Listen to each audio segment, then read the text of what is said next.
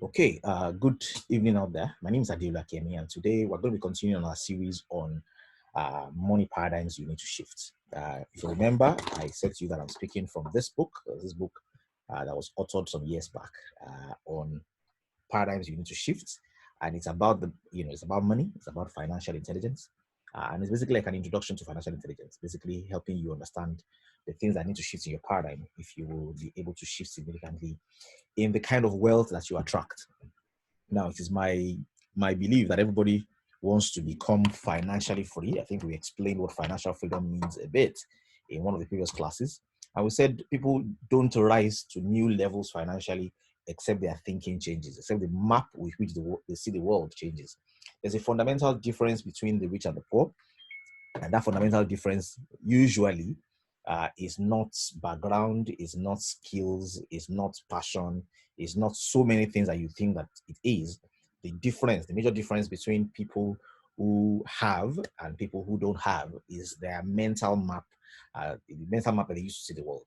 And I am a firm believer of basically changing your paradigms really helps you to change your life, because once you see things differently, nobody needs to motivate you to behave in a different way. I usually use a story to give that illustration to say that, a lady was sitting at the airport with her bag and a newspaper. A guy was sitting beside her. The guy tried to check up the lady and asked her a few questions and said, hello, how there? Can I get to meet you?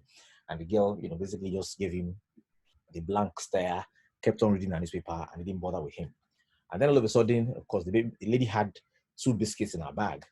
And then all of a sudden, he saw the guy reach towards his bag and pick out a biscuit. And then he takes out the biscuit and begins to eat. And she's wondering in her mind, what kind of useless guy does this kind of thing? And as she's contemplating, the guy takes 1 biscuit and drops it back beside her. And she feels, okay, maybe he wants me to talk to her. I don't want to talk to her. So she just looks at the biscuit, takes one and eats. And then, the guy has audacity again, stretches his hand towards the biscuit, takes one more biscuit, and he's biting. And the girl is feeling like, I need to accost him. I need to talk to him now. But she still holds and contains herself. And in her mind is going on, what kind of useless guy is this? What kind of rubbish behavior is this? Why is this person taking my biscuit? And then she takes one more biscuit. So they now have two equal. And this particular pack of biscuits has 5 inside. So the guy has taken 2, the lady has taken 2. And the lady is wondering, what kind of useless guy is this? Will he go ahead and even lead me in eating my biscuits? And to our utter chagrin and surprise, the guy took the last biscuit and ate it. And in this lady's mind was, this guy is rude, this guy is disrespectful, this guy is not nice, this guy is, what kind of person is this? And then, of course, they announce the flight and she goes on the flight. And interestingly, the same flight with the guy as well. And as she goes to the flight, she gets to her seat, she sits down, and then she ties her seat, she locks her seatbelt, opens her bag, and finds that her 2 biscuits are still in the bag. Meaning the biscuit that she had been eating all the while did not belong to her. It actually belonged to the guy. Now, what will be the new thoughts that this lady will think about the guy? I usually ask in my trainings, and people say things like, wow, he's such a nice guy. Oh, such a gentleman. Oh, he's so nice. Oh, I love him. Oh, I feel very bad right now for the things I thought about. What happened there was she saw it differently. She suddenly realized that this guy that she had thought was stuck up an asshole was actually a generous gentleman who was offering her his biscuits. And even though she had all those ill feelings towards him, it was actually the guy on the right. Now, that, for example, is what a shift in paradigm does. It basically makes you rearrange what you will do next, what you will say next, how you will behave, because the fundamentals on which the world was viewed by you has shifted. And we started this conversation and define paradigm, define first one, second one, third one, and today we're in the 4th one. And this 4th paradigm today says money, hard work, and savings will not make you financially free.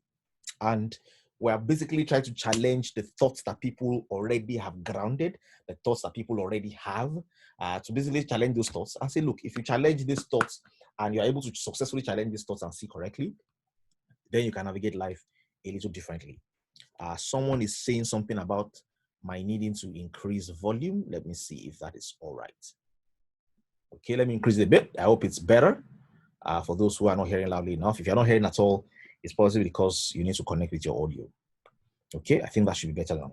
Okay, so today we're talking about money, hard work, savings will not make you financially free. And in case you're already thinking that this is, come on, money, that's a sure banker. Hard work, that's what should produce money. Savings, of course, I need to save.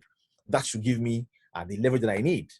But today I want to be able to basically bust that myth and help us open our minds to realize what exactly we need to make us financially free. If you are here with me today and you are still listening and hearing me clearly, can you just type it in the window if you are not too far from your system and say, I hear. Just say, I hear, and then we'll take it on from there. Okay, good. So I'm happy to know that you hear. So there are 8 paradigms that we're going to end up shifting over the course of 8 weeks. We've already done a few of these weeks already. And the first paradigm we shifted was your goal is not financial security. Your goal is freedom. And that many times on our way to freedom, security is a detour that many of us follow. And because we follow the detour of security, we never end up with freedom. That everything that pursues that, the normal life we tend to live tries to want us to grow into becoming financially secure. We want our own car, our own house. We want to be able to stay away from landlord troubles. We want all of these things fitted. And guess what? In the bid to push money into what guarantees our security, we many times mortgage our freedom. I like what the Bible says. It says, first of all, build your business and then build your house. Meaning that which will be able to build your security should be from your freedom. I know that you use the hard-earned cash you make from your sweat to build security and let go of freedom. So we talked about that. We talked about, if you have not listened to that, please get the audio.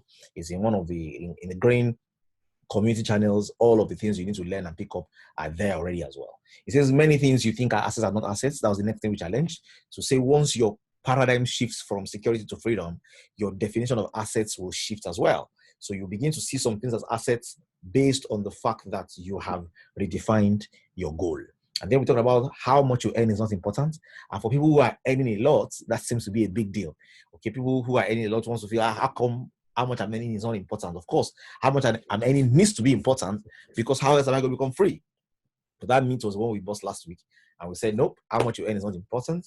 There are other things that are more important than how much you earn. And we defined I minus E equals to C, and the value of C, the power of C, and what C actually helps you to do.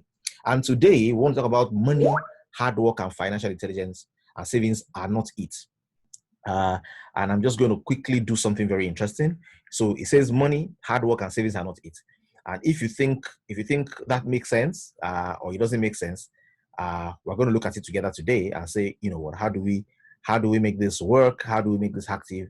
How do we ensure that we can find out what the truth about this is and how we can make it work? So it says hard work, money, money, hard work, and savings are not it. So what exactly is it?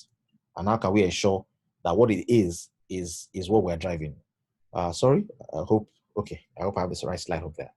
Okay, so what exactly does this mean, and how can we take advantage of this?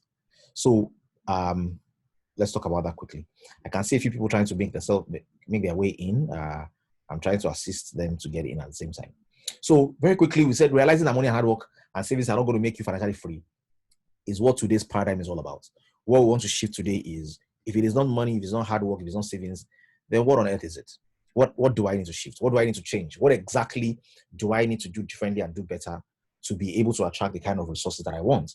How will it not be money? How will it not be savings? How will it not be hard work? This is what I've always thought it was. What exactly should I focus my attention on? And why should I not focus my attention on these things? So today, straight to the point, we're just going to be hammering on those key essentials. Like I said to you, if you want to get a copy of the book is available e-copy, and the book is available hard copy. I'm not doing a hard sell of this. So of course, many people have realized that I only talk about this once a week. And once I talk about it, that's it. I'm sure sometime at the end of the class, anybody who wants to get it will know how to get it. And then we can take it on from there as well. So what exactly should you invest in? What should be your source of value? What should you be looking at doing? Is what we're going to be talking about today.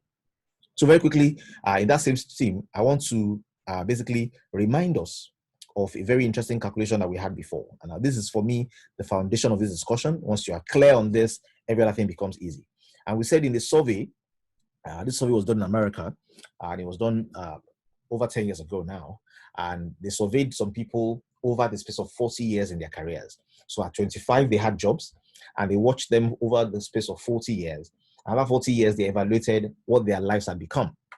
And they realized that out of the pool of these 100 people who were surveyed at the age of 25 in their careers, in their lives, and were surveyed and analyzed financially, it was discovered that after they had clocked the age of 65, 54 out of 100 of them had become financially dependent. Okay, that's about half the group. So if you're in this group today and you know a friend who is in this group, if your friend makes it, then it's likely that you become dependent. God forbid. 16% were still working. It means they were retired, but they were not tired, so they kept on at work. They kept working because they realized they still needed money, so they found something else to do to ensure they could be engaged. We realized that 24% in America had died. America life expectancy as of the last time I checked was about 65. In Nigeria, life expectancy is about 52 currently. So it means in Nigeria, more probably will have died by the age of 65. Well, in this particular case, 24% had died. Out of the 124 had died.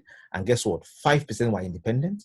5. So only 5 out of 100 were living their lives in such a way that they own their own businesses, they own their own systems. They still were actively involved, but because of leverage, they could afford not to put in so many hours to achieve the things that they wanted to achieve.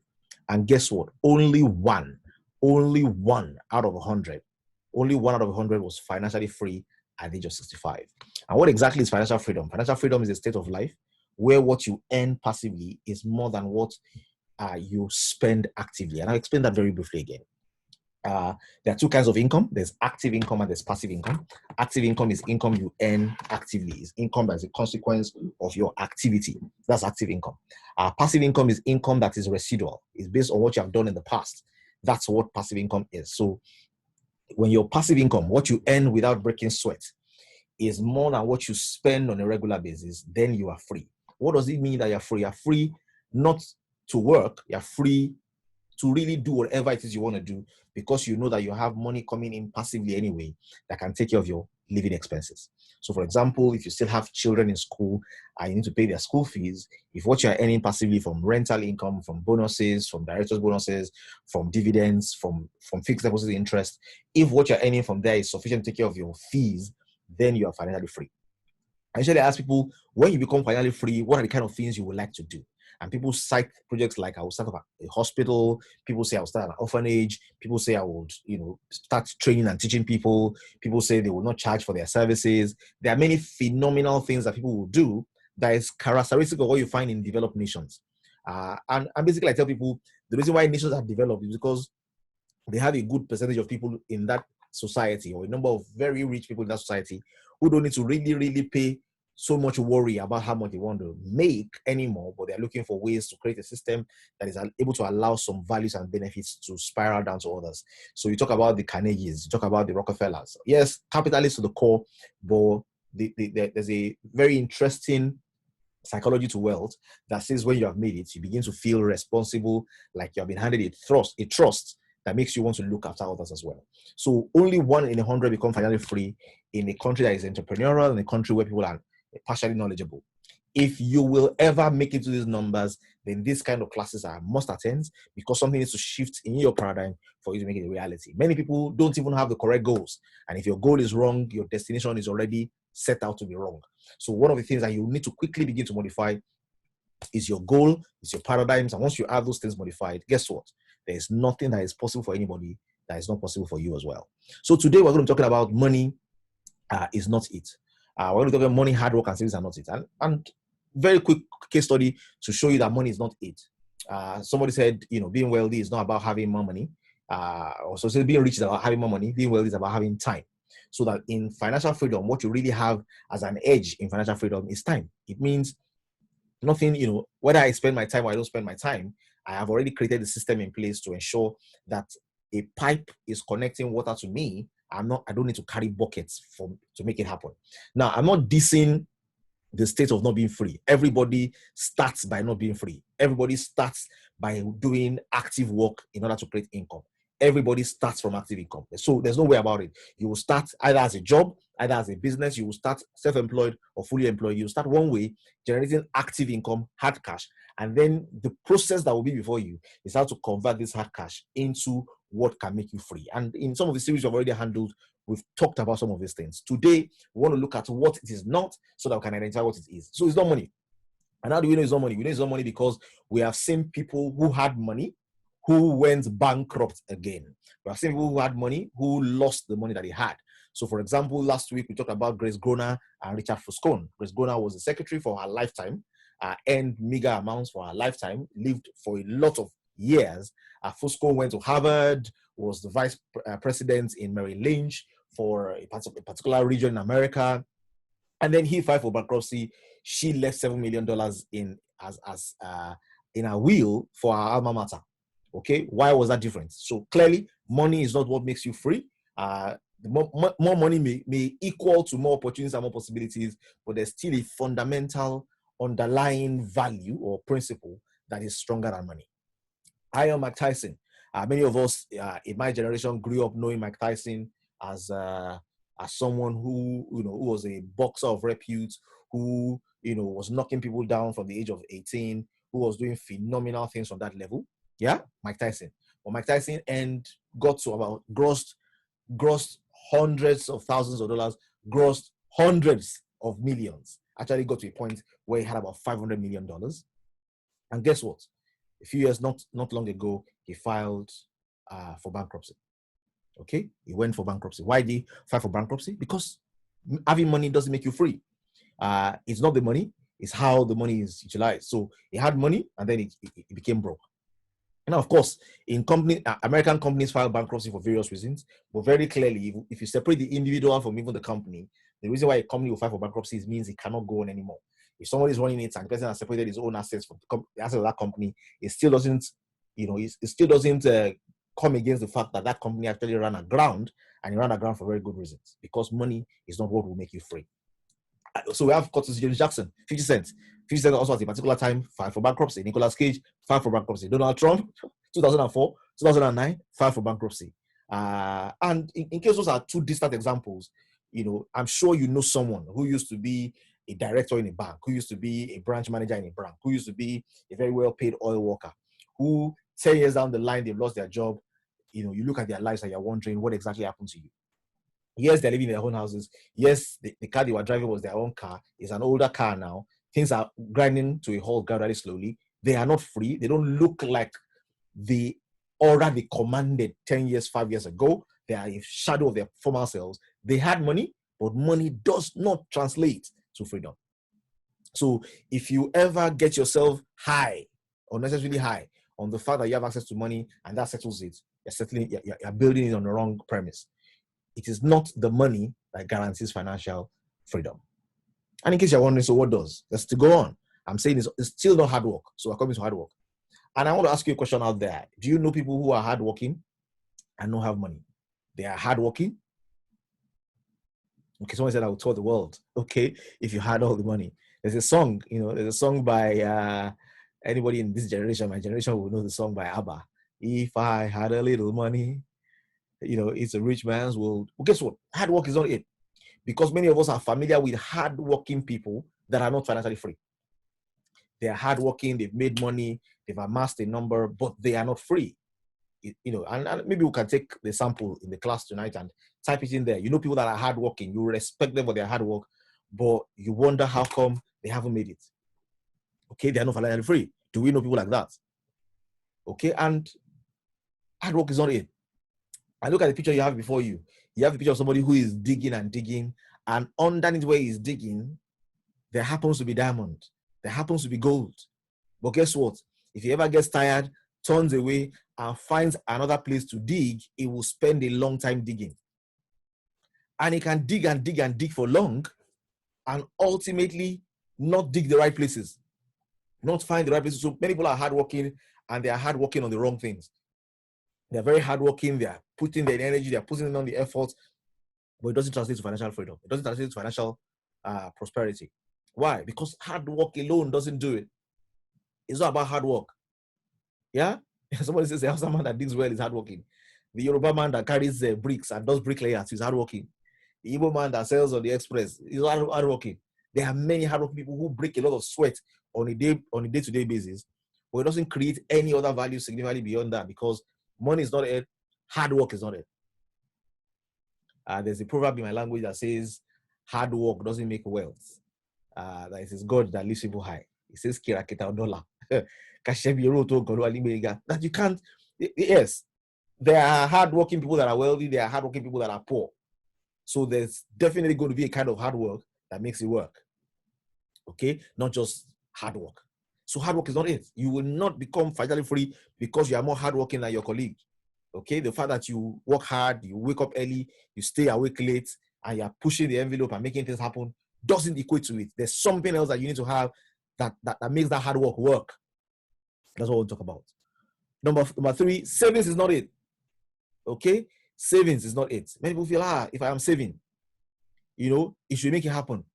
Savings, if I'm saving and I'm putting the savings together, one day my savings will become 1 million, and then my savings will grow, and then I will save more. I will invest it somewhere. I will save, But guess what?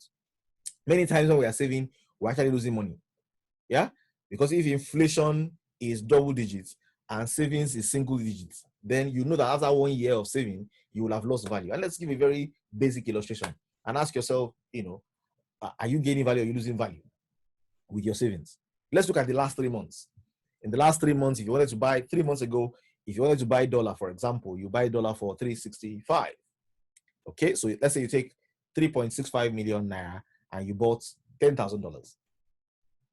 Or you wanted to buy $10,000, but you stopped. You didn't buy $10,000. And then you waited till now, and they're telling you now that it's 430, and you want to try and buy the same dollars, and you realize that now you can only afford to buy $8,000 with the same amount of money. Okay, so what does that mean? It means that your money that you kept in your account that was not actively doing anything versus other world currencies has already lost value. Okay, your trade has already lost value versus other places. Now, so by virtue of, now this is just 3 months. So let's spread it over 20 years. I remember about 30 years ago, I remember a conversation where somebody was trying to buy a car about 30 years ago for 10,000 naira. Okay, you wanted to buy a car for 5,000 naira, actually. 5,000 naira to 10,000 naira, you can find a variety of ranges of cars possible about 30 years ago. And imagine that you look at the person kept that money in the bank and kept that savings, and he kept 10,000 naira in savings. Will he be able to buy a car today? Or you will buy it? Will he even be able to buy a wheelbarrow? Okay, that over time, based on inflation, now, the money will be in the bank with interest rates. What is the interest rate for savings? 3%. So if you put that in a 3% savings over the last 30 years, what will he have today? If today he has 100,000 naira, the money made progress. And you can do the compound interest to find out the value. But guess what? He has lost money over time by just keeping that money in one place. If he had bought land, somebody told me he bought land about 35 years ago in around Okwebi for about 2,500 naira. Okay, so 2,500 naira 35 years ago got a space of land. It wasn't even a plot; it was bigger than a plot. And guess what? That's 2,500 naira today. If he had saved in the bank, would he be able to buy that land in Adibola, around Adibola House? That land today is going for around 200 million. So the value of that 2.5 has gained significantly because he did something with it. So what am I saying? I'm saying savings is not it. That there's a way you save, and actually your savings, you'll be losing value. I remember when I was young, my father always made a very funny illustration. And if you tell your daddy that, if you tell my dad that you want to go and you want to buy banga, my dad will tell you, why don't you just take the money? Christmas time, we usually want to buy banga, just throwing banga all over the place, making noise for Christmas. Young children, you want to have fun. My dad will say, well, why don't you just take the money and just set the money on fire? Why do you want to make it make noise? Now, what you are doing is as good as just burning your money, because if you're using your money to buy banga and you bang the money once and the money is gone, why don't you just take the money, roll it up, put matches, strike it on fire, and smoke it? Is it the noise that you want to hear? Well, guess what? Many times when we save our money, what we're actually doing is setting it on fire. Because if inflation is doing worse, more damage than the bank is doing to your money, it's actually a bank robbery going on. Only time around, nobody's robbing the bank. The bank is robbing you. Now, that's the actual reality. Savings is not going to allow the value you have to grow. Okay? Savings is a temporary place to keep your money until the assignment you have for it. It's a place to keep the value you have until the assignment that you have for it. That's what it is. If you go ahead and just keep on putting it there, it's not going to create significant value for you. Savings is not it. So what exactly is it? Okay, what it is, ladies and gentlemen, is financial intelligence. And financial intelligence might not be something that is much talked about or a topic that gained our attention while we were in school, gained our attention in our careers.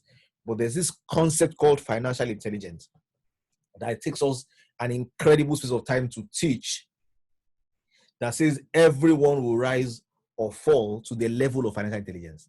That if you have money, you will take the money down to your intelligence. If you are working hard, your hard work will come down to the level of intelligence. If you're having savings, your savings will come down to the level of intelligence. Your intelligence financially will determine how free you will become. So the biggest thing you want to invest in before you begin to get money, before you become hardworking, before you begin to save, is financial intelligence.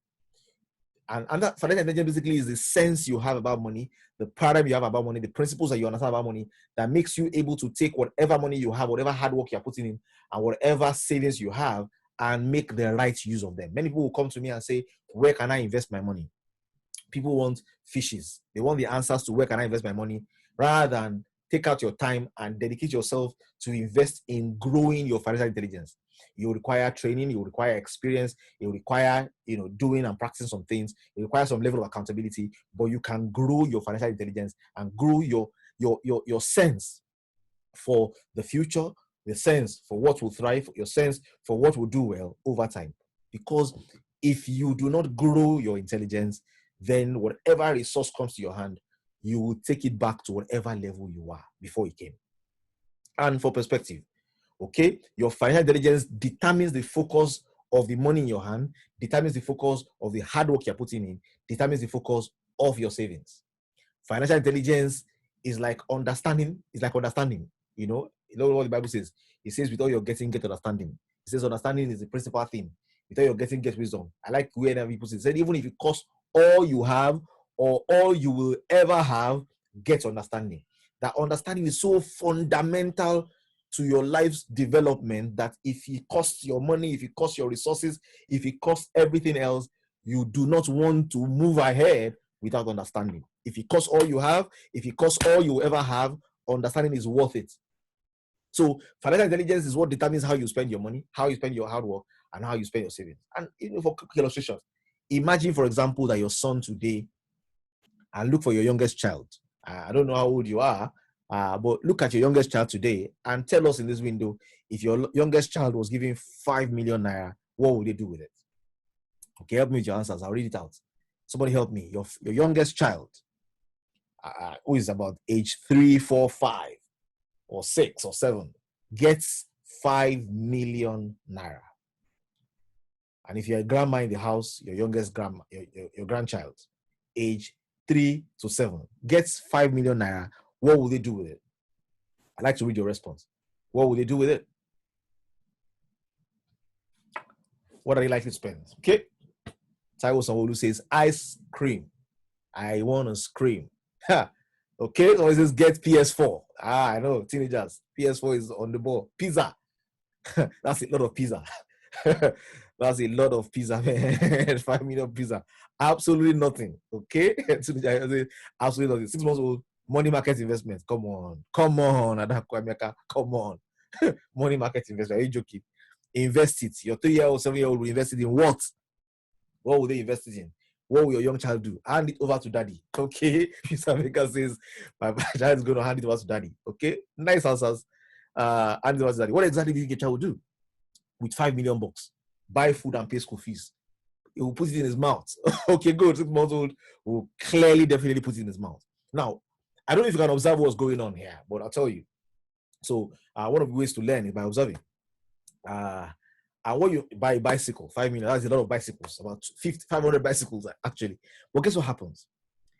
We will not spend the resource that comes to our hands higher than our level of intelligence. There's a proverb that says in my language that the first money you give a child is going to be used to buy cake. Okay? It's either English cake or African cake. That the first income that touches a child's hand will be squandered. The first resource that gets in the hand of a child will be spent at the level of intelligence. So if a child gets money, he will spend it on the things he knows. Sweets, biscuits, ice cream. If your child feels, maybe I can trust my parents, I can give it to daddy or give it to mommy, and not even worry about what he just did. But guess what? We spend at the level of our intelligence. Okay? That's how we spend. We spend based on what we know. And the same thing with you. You're not your child, but you're going to spend based on what you know. And I'm going to close this topic with this. Okay? And I'd like you to get this very well, understand this. So everybody has resources based on their ability. And I can confidently quote the Bible on this one because, I like the way somebody puts it. We're all in a court. In this life, we're all in a court, issuing our debates, issuing our arguments, basically challenging life, challenging status quo. And we have reference materials we can refer to. And, nobody goes to court and says, because this court case happened in 1981, it's not valuable. It's not valid. It's valid. I can quote what happened in 1981. I can quote what happened before me and use that as a basis for defending myself in a court today. So the same way, I can quote, copiously from God's word and let you understand that, for example, there's a very interesting parable you'll find in Matthew 24, verse 14 to 31. If you're a student of the Bible, you can go and check it out. Matthew 25, 14 to 31 says, the kingdom of heaven is like a man who was going on a long journey and he gave talents to his servants. And talents really means money. He gave money to his servants and he gave them money based on their abilities. He gave them money based on their abilities. Now, there are a few things that are underscored there. I may not have time to go into the details of. But one, it says they were his own servants, and he gave them his own money, and he gave it to them according to their ability. And basically defines a framework for how people get into wealth in this world. And the framework for getting into wealth in this world is realizing that, one, you are a steward. Everyone who is born here and knows that he will die here, knows that nothing he has here will stay with him. The concept of landlord is basically, personal deceit. We all know that there's no real landlord. It's only a lease that we enjoy. That every house you buy and own in Nigeria, for example, is yours for 99 years. And it's assumed that if you die before that time, it probably will go to your children, and then it will be theirs until they need to pay the government again after it clocks 99 years. Some people are buying land today and buying property today that is already still with the government, and 33 years has been done on the property, meaning he has 66 years left to go. What am I saying? I'm saying that the concept of landlord is just basically using language to placate ourselves and get going. All of us are tenants. Even the landlord is a tenant, because that property will revert back to the government and he will need to pay some rates to continue to have the ownership of it, that the land belongs to the king. That's why it's called real estate, royal estate. The royal system has designed a system to ensure that all property reverts back to the government. And then there are countries that practice freehold. There are some spaces that practice freehold, but largely for a bigger percentage of the earth, you have properties on some kind of long lease. Now, if you understand that very clearly, you realize that you're a steward. You're a temporary occupant of this planet. You're a steward, and then that the resources you have are given to you basically as a trust. I like something that Jack Ma said. Jack Ma said, if you have $1 million, maybe it's yours. If you have $100,000, maybe it's yours. He said, the moment you begin to handle $1 billion, you know it's not yours. You know that somebody in the universe has bequeathed a trust to you. You need to look after others. Because guess what? What has really happened is God looks at the earth and says, if I want to get this money going around, if I share it around, some people will lose theirs. But if I want people who will take care of others and create the systems that can ensure that life can be lived well, I can give the resource to this person because he'll take care of others.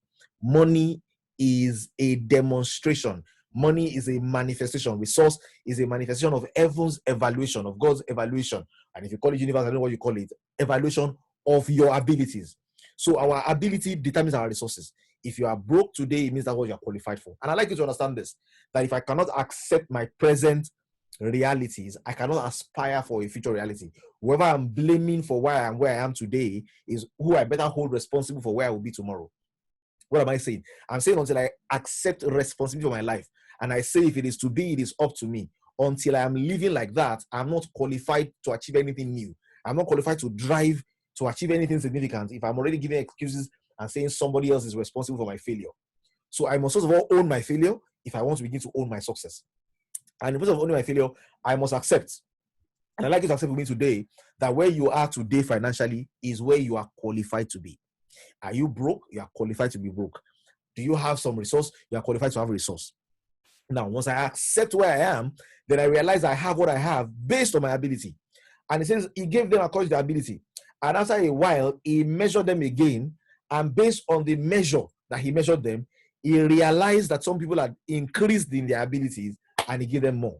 He realized that some people had reduced in their ability. He collected what they had from them and gave to those who demonstrated capacity for more. Now, what exactly is ability? Ability is a summation of skill sets, okay, that equate for me into what I call financial intelligence. Anyone who dashes you money today has only given you a temporary gift. That's why lottery winners revert back to status quo within 3 years. People who won money in lottery do not become wealthy ongoing. The money is big. You would think they should keep it for a lifetime. If they spend it gradually, it should last for 50 years. But guess what? Somehow, money is a guest. He always finds his way to leave the house that he goes to, except the person who is hosting it knows how to take care of it, tie it down, give it a permanent room, and basically make it, an inhabitant of that space. I'm sure when you were listening to the interview we did on Saturday, these thoughts also came out in interesting ways to say that money is a guest. Okay, it will not stay permanently except it's treated well.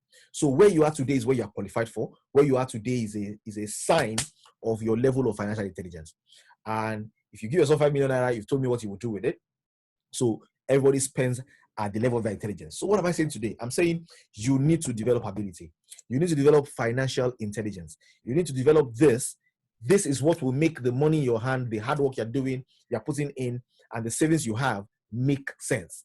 Otherwise, you're going to be asking questions and asking questions and asking questions. And some of those questions will have answers and you can be guided. And some of those questions really you need to genuinely be able to discover directly yourself.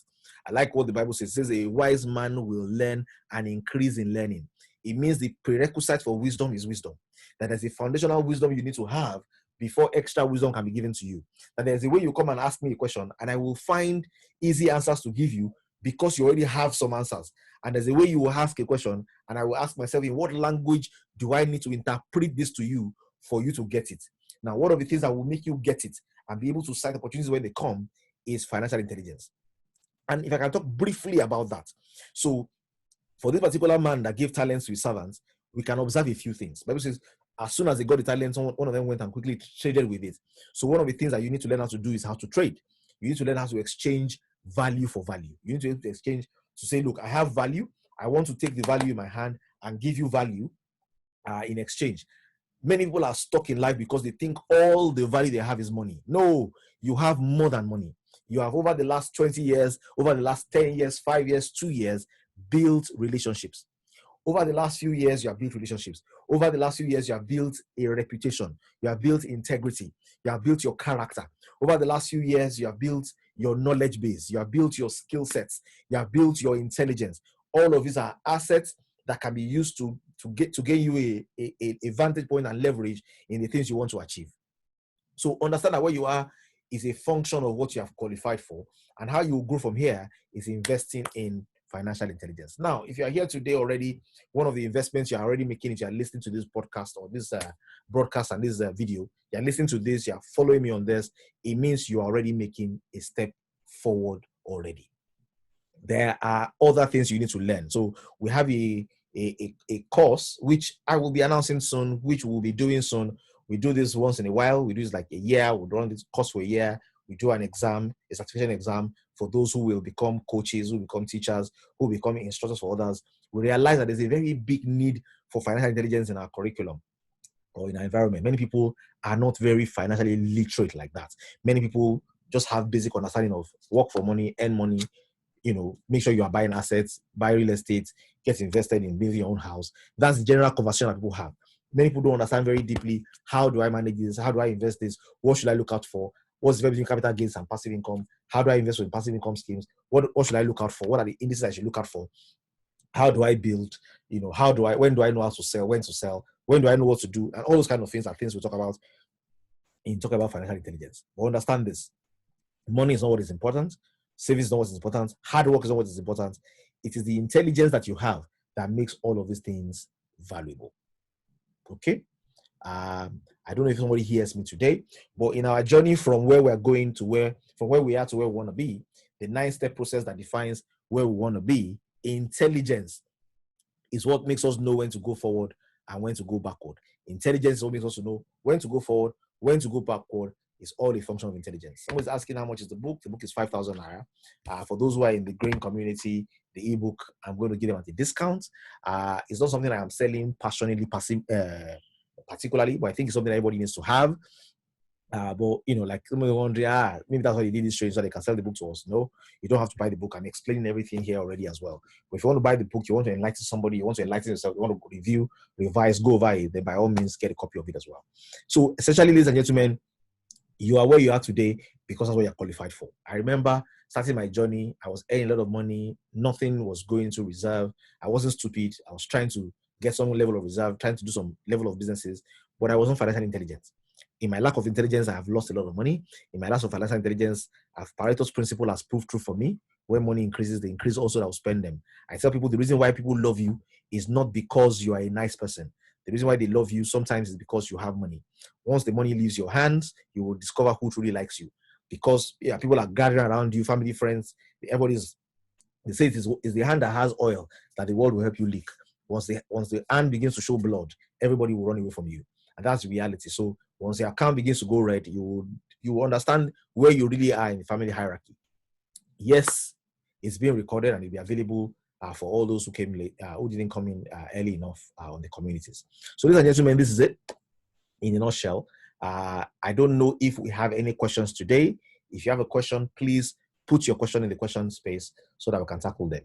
Money, savings, hard work are not it. Financial intelligence it is. And you need to enroll in learning, enroll in the school of learning, enroll in the school of reality, enroll and learn. Okay? Somebody says it this way, that ignorance of one's ignorance is a minimum qualification that you need to be admitted into the college of fools. That if you don't know what you don't know, then you will never know. Okay, it means you're qualified to become to be actually recognized as a what's it called, as a metropolitan member in the college, in the prestigious college of fools. But guess what? The first thing that happens for us in financial intelligence is enlightenment. So you realize, wow, my goal is wrong. You realize, wow, it's not about my income. You realize, wow, I need to know this. So once that awareness begins to come, it is about ensuring that you begin to aggressively gain knowledge in that space to begin to operate.